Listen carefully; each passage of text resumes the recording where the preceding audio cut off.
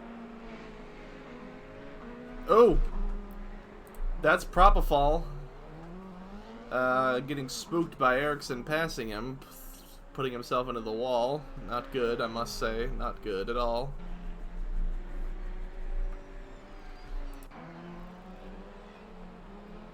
Josh Brooks, meanwhile, putting in a new personal best, 121 point, I think 407 it said, or 207. Yeah, whatever, it's a 121, who cares?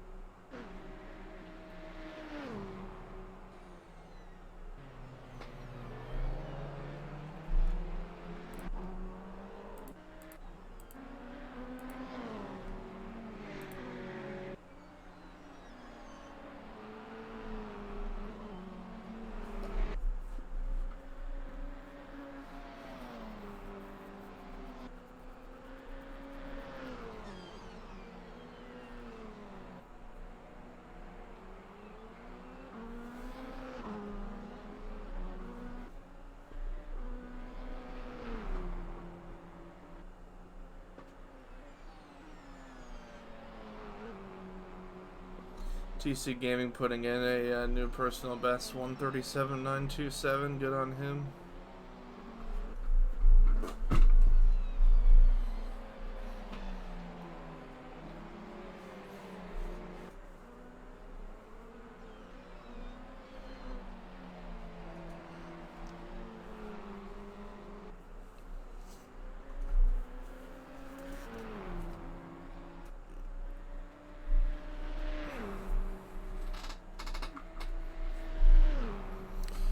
Interestingly, Mixtroll has decided to switch to the hard compound, TC Gaming to the soft compound, and the rest on the mediums. Let's take a look at the tire age.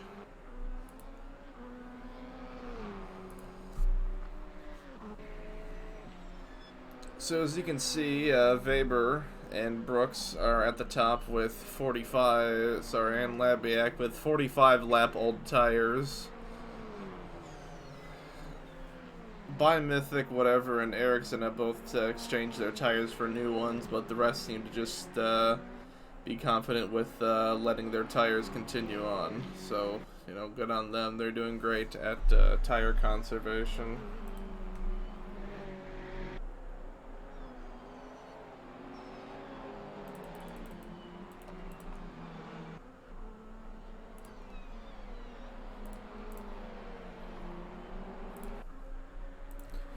Ericsson, meanwhile, continuing to strengthen the gap up to 44 seconds now, almost.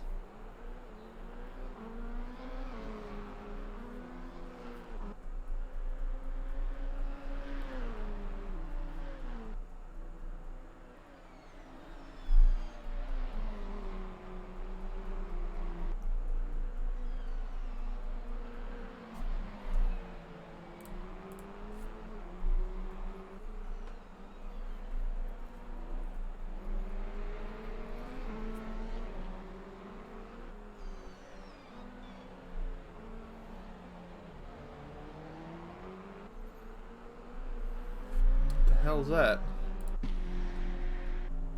That would be Pingu Quinn, who seemed to have gone wide there at Panasonic. He's debating whether to pit or not, and seems not to pit. So, alrighty. Clutch, meanwhile, setting a new personal best, 135.622 as we come into the first couple of corners here.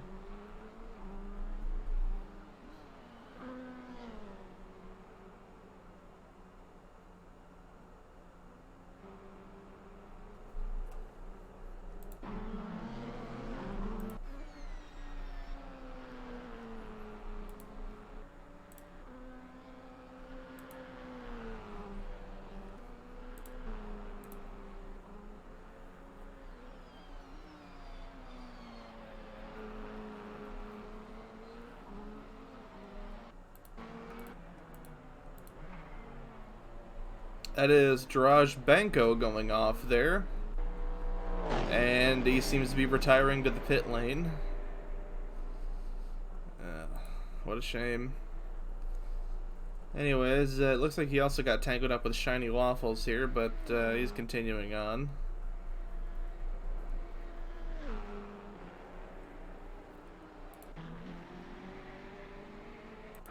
Meanwhile, we have Costa and Wolfsy both exchanging blows here.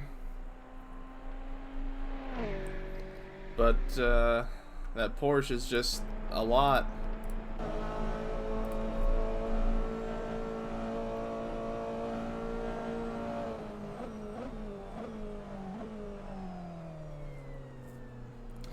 And that's going to be our first DNF, Jiraj Benko.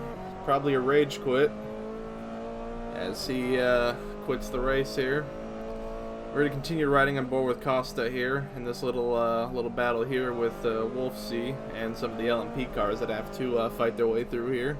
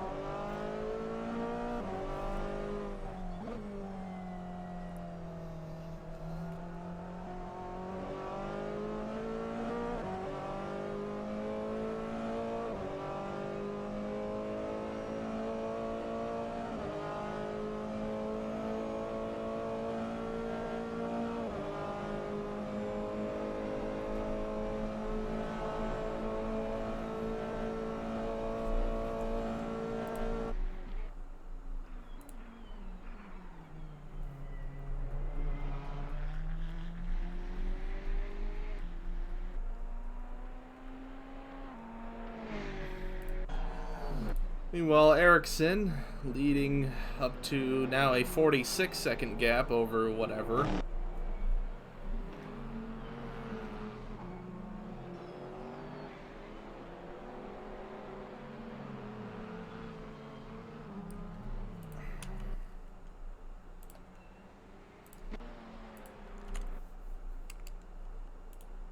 Damn it. There we go.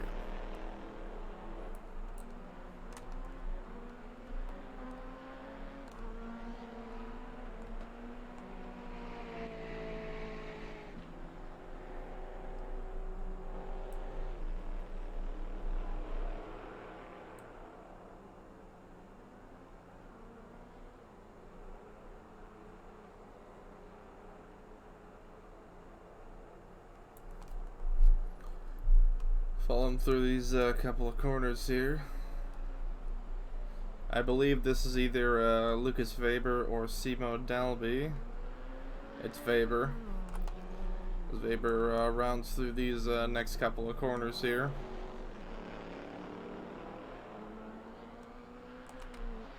Through Panasonic. And up the main straight he goes.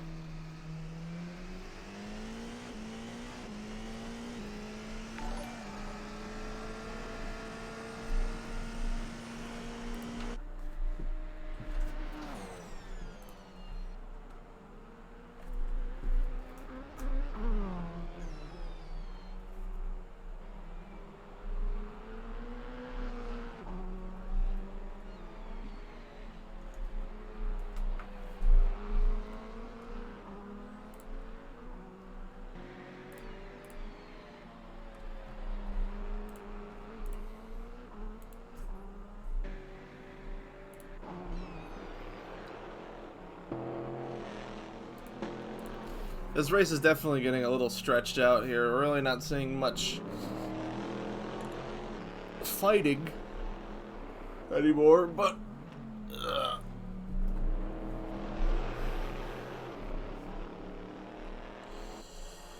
you know, it is what it is.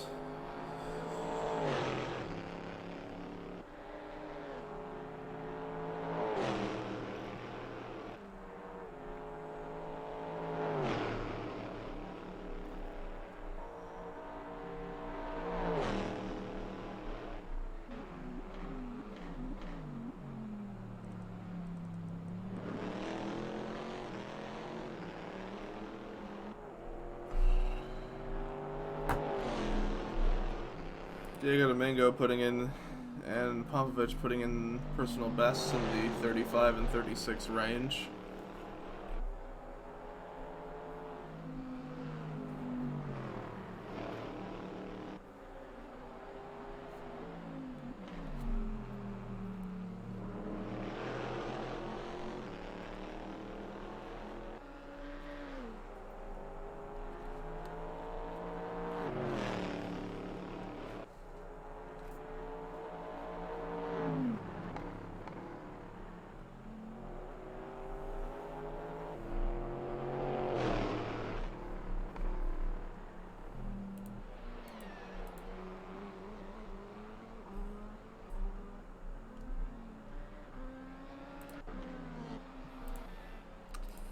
Labiak coming in for what'll be his final splash and dash here.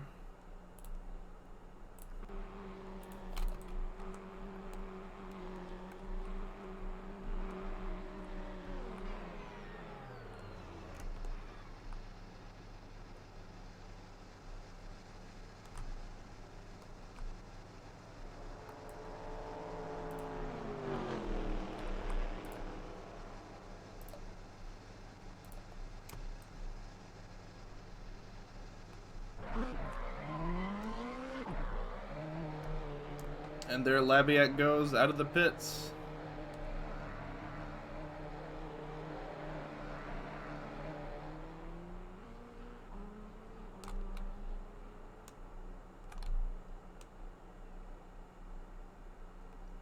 Labiak really doesn't have much to lose, so I guess he's trying to go for the fastest lap here as he's coming towards the corners here.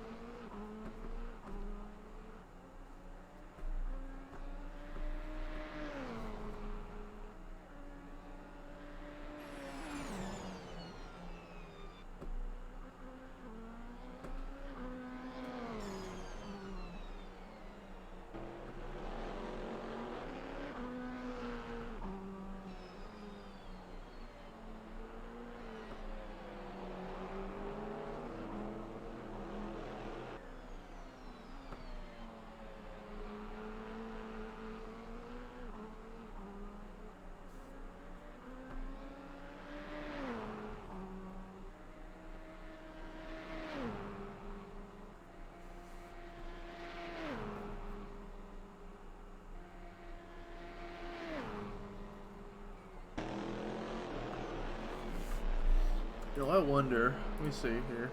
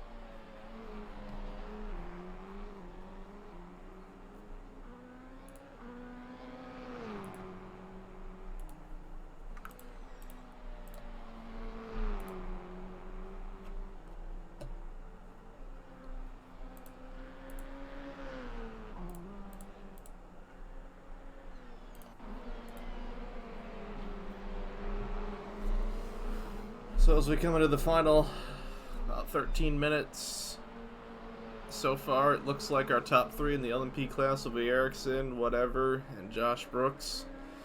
Whatever, 48 seconds down to Ericsson, Brooks 5 seconds down to whatever. Whatever putting in a new personal best at 20.742. In the GT class, the top three we have are Clutch, Pingu Quinn 12 behind, and Lipsy 17 behind. So it's going to be 2 Porsches and 1 Corvette. And of course afterwards we'll talk to the race winners of both classes, get their insight and whatnot.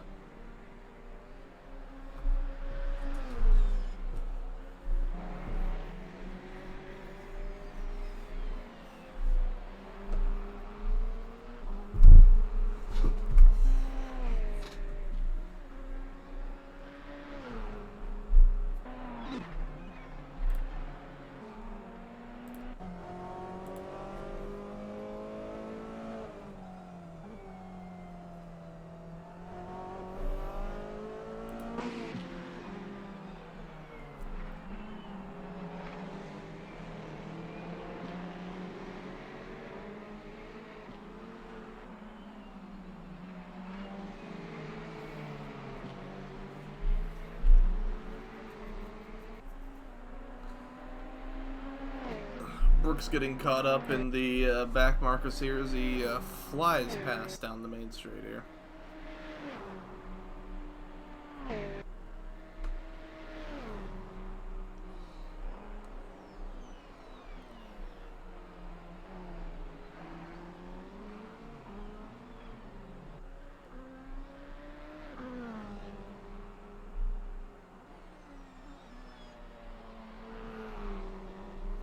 Clutch almost closing the door on Josh Brooks there.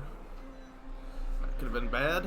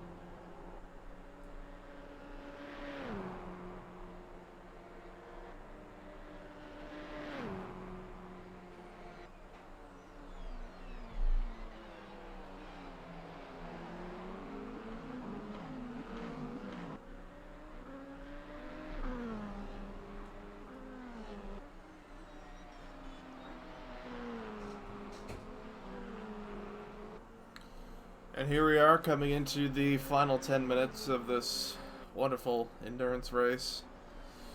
We've seen sky, we've seen sun, we've seen darkness, we've seen all of it. But if anything, I have to say the real driver of the day today really has been Ludwig Eriksson, the man from Sweden, the one-time AF2 champion, the Festival Speed champion, coming around towards his 60th lap of this race today. He has gone above and beyond and truly is a champion of speed. 47-second gap ahead of the next teammate. He has been nursing these tires and he has been fine-tuning the strategy to an absolute T.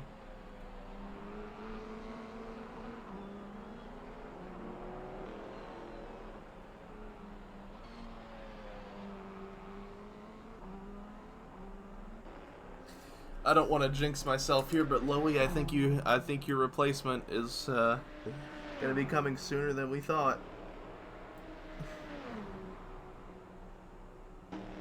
I'm joking, they're both fantastic drivers.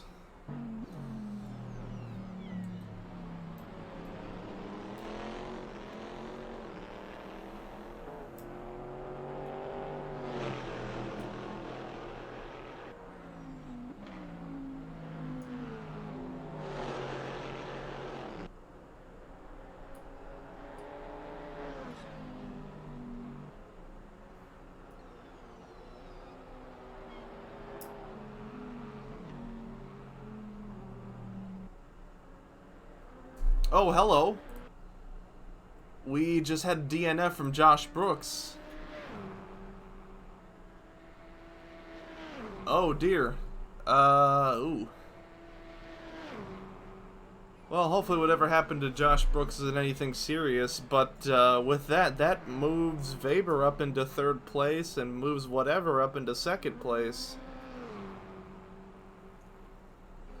I mean, first place is going to remain unchanged unless Ericsson, like, dies or something. But that's going to make it, that's unfortunately going to make it 2 DNFs this race today. I was hoping we could go a race without any DNFs, but guess not.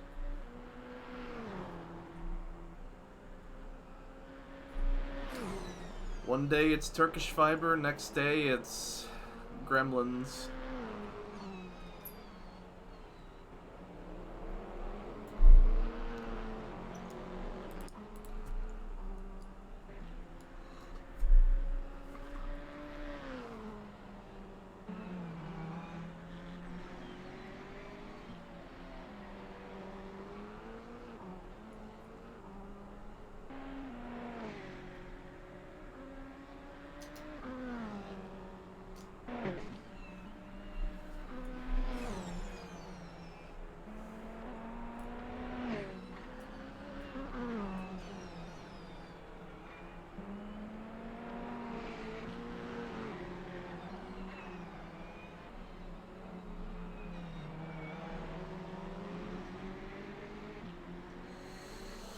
Propofol, meanwhile, set a new fastest lap, 1 minute 19.911.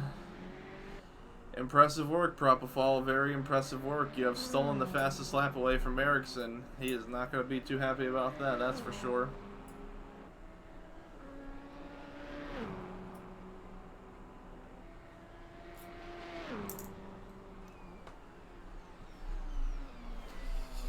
I mean, Propofol has nothing to lose. He can afford to make another pit stop and take away the fastest lap. And Josh Brooks has returned.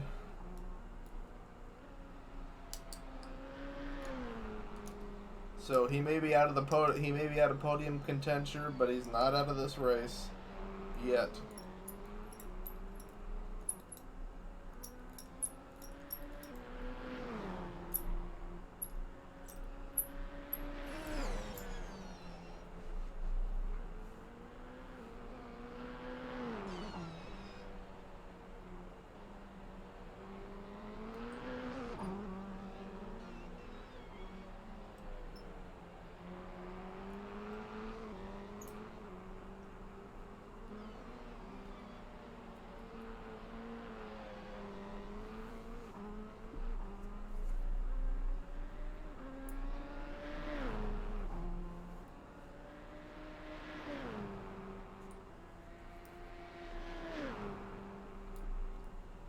Ericsson now up to a 50-second gap as he now sets the new fastest lap of a 19.615. Propofol is going to have to put some pedal to the metal if he wants to dethrone that.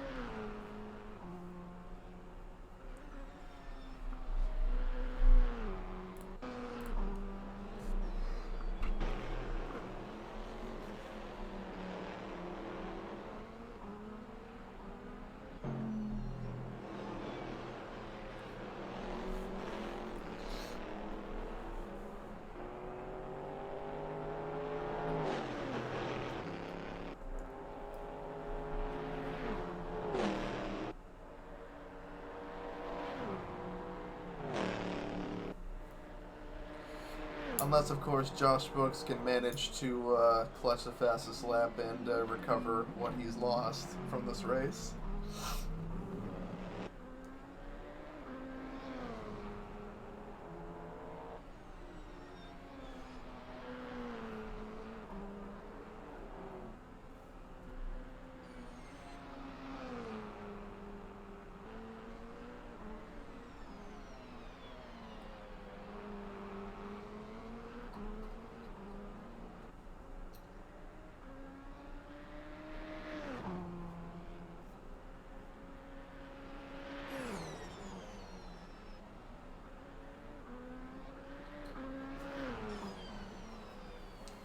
So here we go. 3 minutes left in our race, which means these drivers will be able to get in.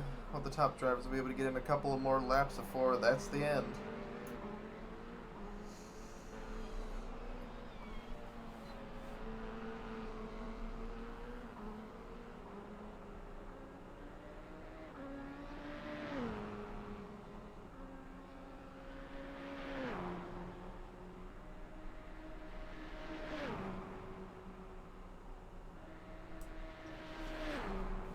Brooks manages to do a 20.199, but I don't think it's going to be enough as he goes wide and, oh, there goes the cameraman. So anyways, switching back to Ericsson, who now has a 52-second lead.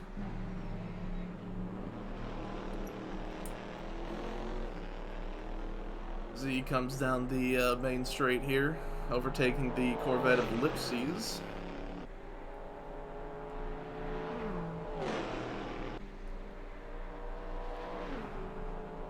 Ericsson will be working through a sea of GT cars here.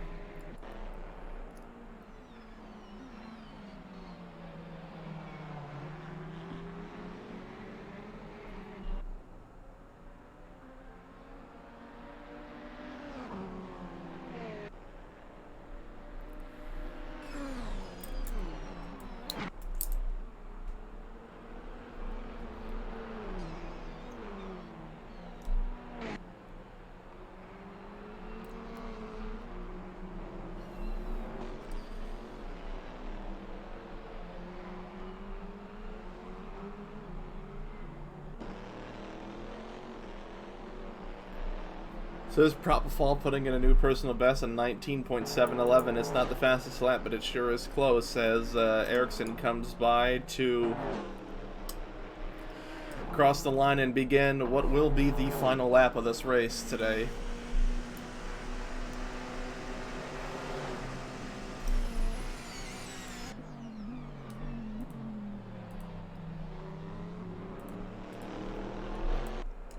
As Weber dives into the pits.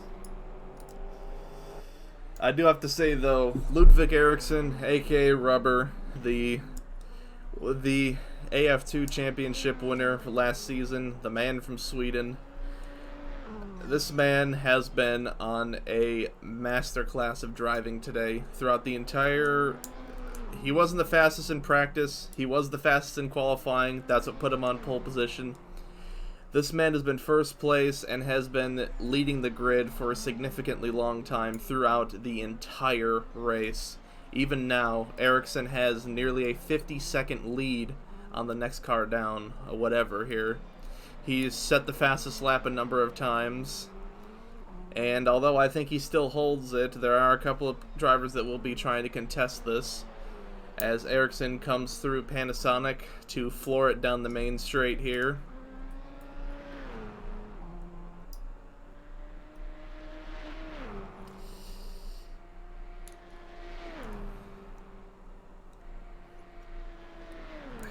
And with this, Ericsson crosses the line. Fastest lap, 119.49. Leading the GT pack is Clutch, who has a 23-second lead over Pingu Quinn, and he will be taking home the GT championship today.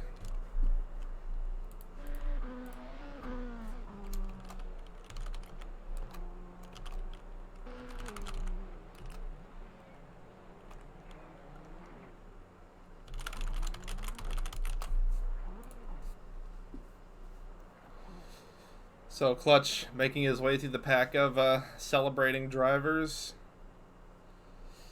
And of course with no sound, but you know, it is what it is. I do have to say though, Clutch has also been putting on... Sorry.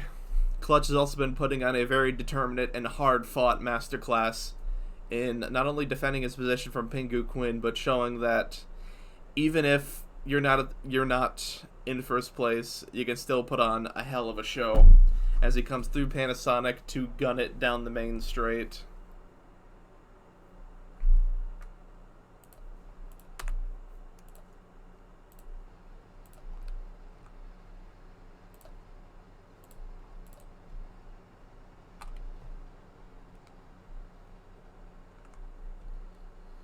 And there goes Clutch across the line to end a wonderful race it has been here at Fuji.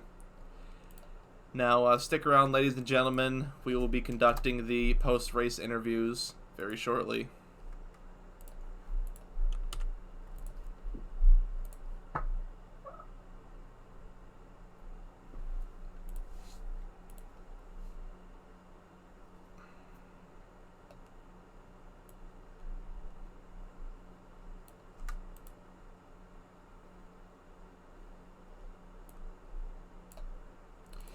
Alright, so, Ludwig Eriksson, Rubber, I just want to say, first off, congratulations on your first win this season. You must be very happy about that. Yeah, that was a flawless race and easy victory, so I'm very happy about that. I do have to say, you have definitely been putting on an absolute masterclass of driving today, and the fact that you've been able to nurse the tires for so long and have such a massive gap over the other drivers, I have to wonder, what is your strategy? To be honest, for this race, I didn't calculate strategy before the race. I just went in and hoped that I didn't mess up something in my strategy. Were you ever worried at all about the potential of running out of fuel, or were you just pushing as hard as you could? Yeah, I thought I would have to pit 2 times, but it ended up only being a 1-stop. Alrighty, well, it's been a fantastic race, and once again, congratulations. I'll send you back. Yeah. Alright, let's get the other guy in here. Oh, sorry, I think I've... Hold on. Did you win the race, I think? Did you win the GT one? Nah, that was Clutch. I came second. Oh, sorry, I got the wrong person.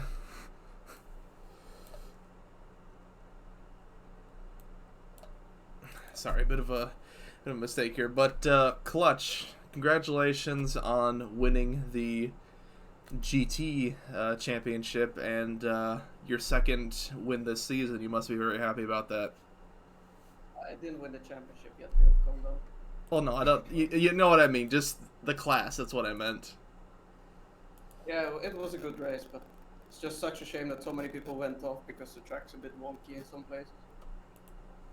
I had a good battle with Pingu at first, but yeah, you and Pingu were definitely in a league of your own. I do have to say that was just some absolutely fantastic back and forth between you two. And actually, we've got Pingu here too. So you know, let's get it from your perspective, Pingu. You were in quite a heated battle with Clutch through most of the race. It must have been fun. It was very fun, yeah. It went back and forth.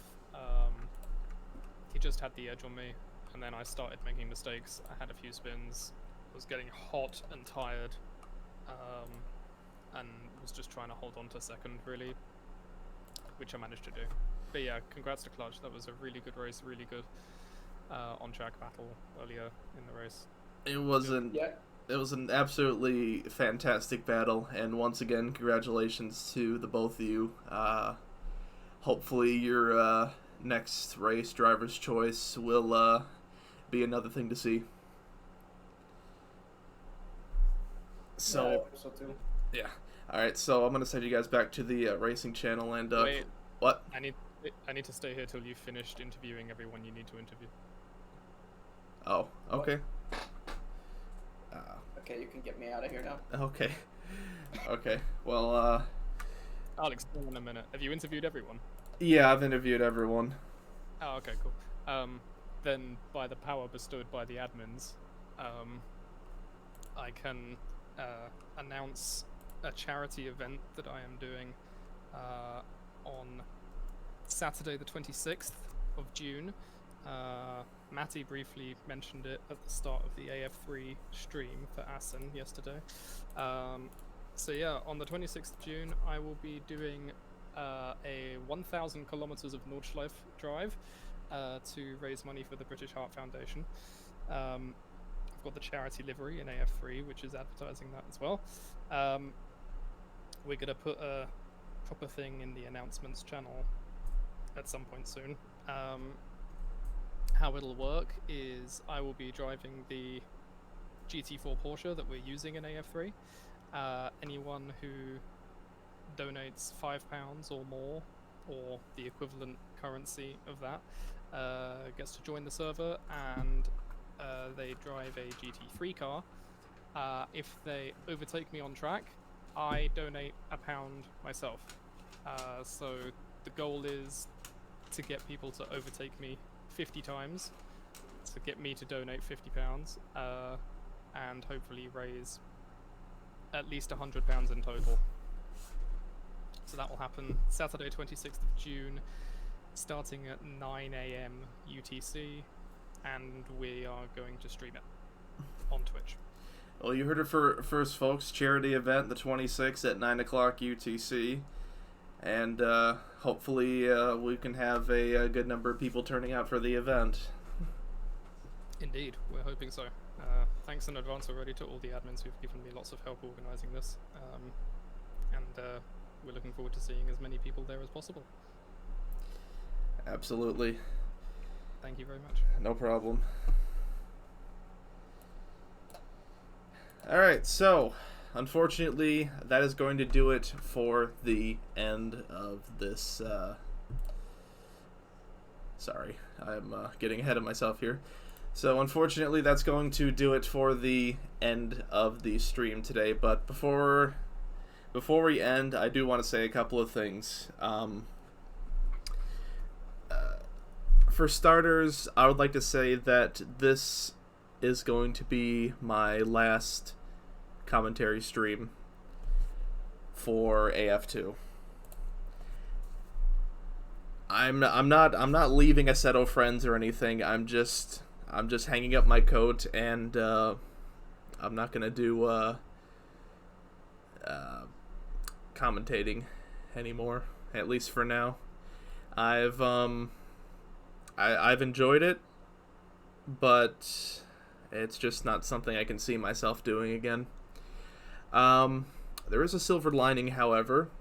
I will be participating in AFX. It is the first league race that I'll be actually participating in since I last participated in AF3, not as a horrible reserve driver, but as a actual driver. I don't know if I'm going to stream it or not, but if I do, I do. Probably not, because I get very heated while driving, and that's not exactly appropriate for this league. But I do want to say it has been an absolute blast to commentate, and not only commentate, but stream AF2. Unfortunately, my co-commentator is no longer here. He's not dead or anything. He's just gone and did other things, but it was great to have co-commentary, and I want to say that it has been an absolute blast to be streaming and commentating AF2. I have been absolutely over the moon with your feedback, with your comments, and with how you all have been enjoying it. A bit of a lump in my throat here, sorry. But the bottom line is, this will be my final commentary for now. It's been an absolute blast. It's been good. It's been real. And it's been real good. So from myself to everyone else here, it's been fantastic. I've enjoyed all of you, and thank you very much. Thank you very much, all of you. I do mean this from the bottom of my heart. you've been absolutely fantastic, and I hope to hear from you all again. So I'm gonna end the stream now. Good night, guys.